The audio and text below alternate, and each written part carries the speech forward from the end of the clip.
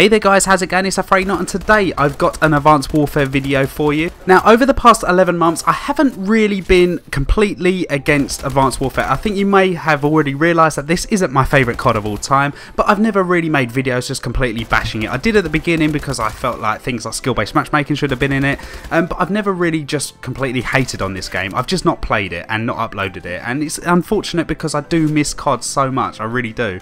And I'm looking forward to Black Ops 3, and it's kind of got me in the spirit to talk a little bit positive about Advanced Warfare. Now, although this isn't a game that I play anymore, and I haven't played, I don't think, properly since about January, February. I've kind of dipped in and out and had fun with it when I've dipped in, but, you know, like, I just can't stay with it.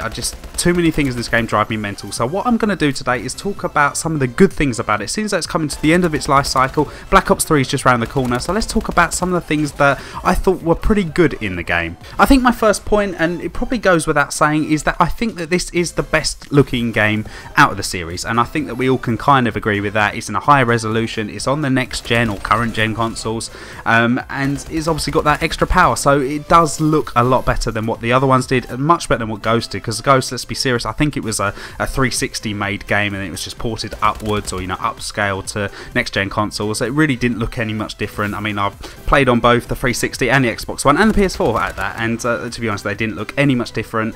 And yeah, so I think the Advanced Warfare is definitely the best looking game that has been released so far.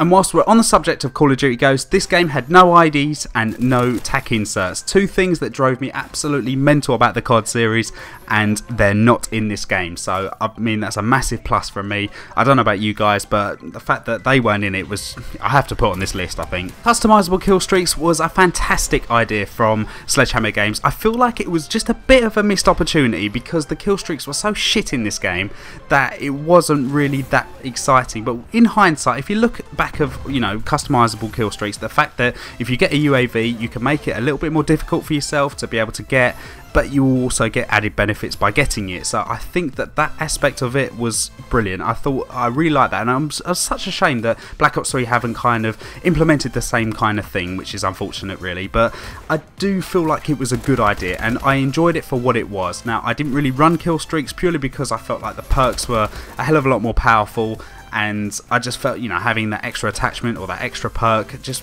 it made more sense in the gameplay of Advanced Warfare. But I think just the principle of being able to customise your kill streaks, I thought was a brilliant idea.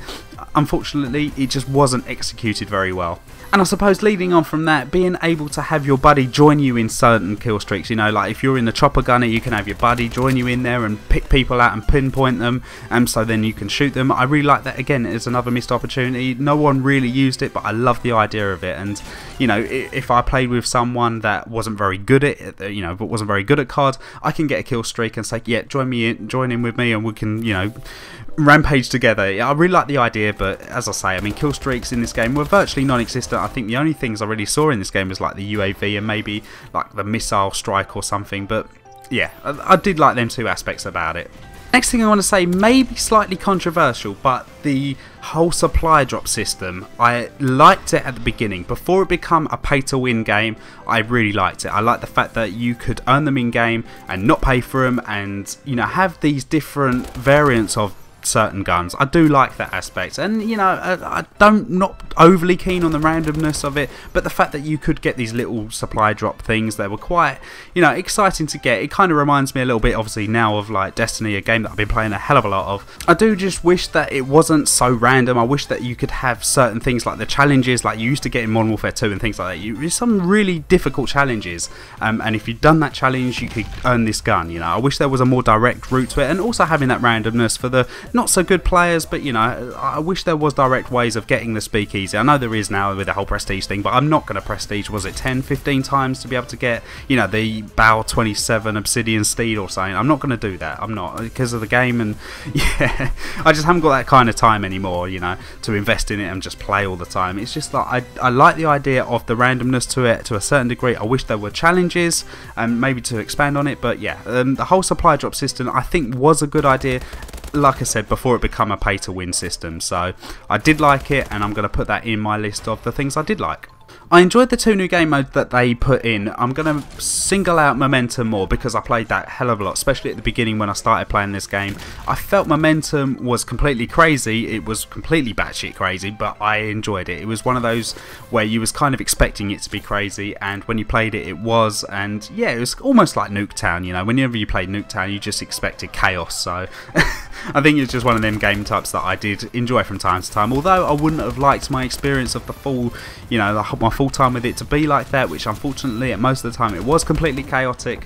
But, you know, Momentum was a game mode that I fully expected it to be chaotic, and I enjoyed it for what it was. And what I am going to do, I am going to finish this video just on the note, and my last point was that this game wasn't Ghosts. And I think that is the biggest positive that I can give this game, is that it just wasn't Ghosts. And by far for me, I will always say that Call of Duty Ghosts was the worst game in this franchise. And a lot of people will agree, and some people may disagree. And I feel like this is a very close second.